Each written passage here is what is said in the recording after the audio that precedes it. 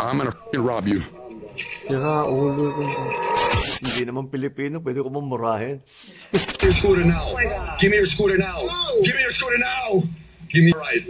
Yes, you're gonna take me for a ride. Dude, when I first started seeing Vitaly on like Vines and stuff, I thought he was funny or whatever. But then it seemed like he kind of went wacko for a minute there, like he wasn't getting enough attention. He seemed a little desperate. Then he kind of found a little niche where he was doing like, you know, the To Catch a Predator stuff, and he was kind of knocking off Chris Hansen, and that was entertaining. He was slapping those guys around. He had some big dudes with him. He was catching all these 3 PDOs or whatever. And now, like, I don't know what the fuck this dude is doing. He's gone to the Philippines, and he started doing like shock value videos, just harassing people that live in the Philippines, like blatantly fucking with these people. And he's now been charged and arrested. And I don't know if he's gonna get out. They got this motherfucker hemmed up in the Philippines. Ang isa pa nating nakita ngayong linggo, yung kagalit-galit na pinanggagawa ng isang foreign vlogger sa ating mga kababayan. I'm gonna f***ing rob you. Biro man na ito o hindi, sino naman Pilipino ang hindi kukulo ang dugo sa napapanood natin?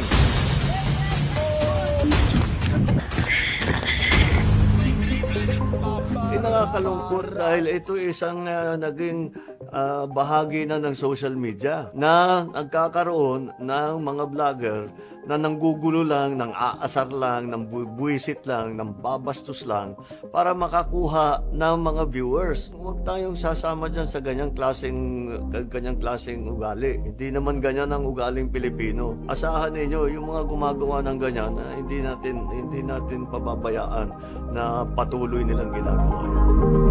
Tapos na po ang mga dayuhan, nakali na lang, kaya na lang napastangin ang mga Pilipino. Ito'y ehemplo na seryoso tayo na sa sariling bayan natin. Hindi tayo magpapabasa sa kanila.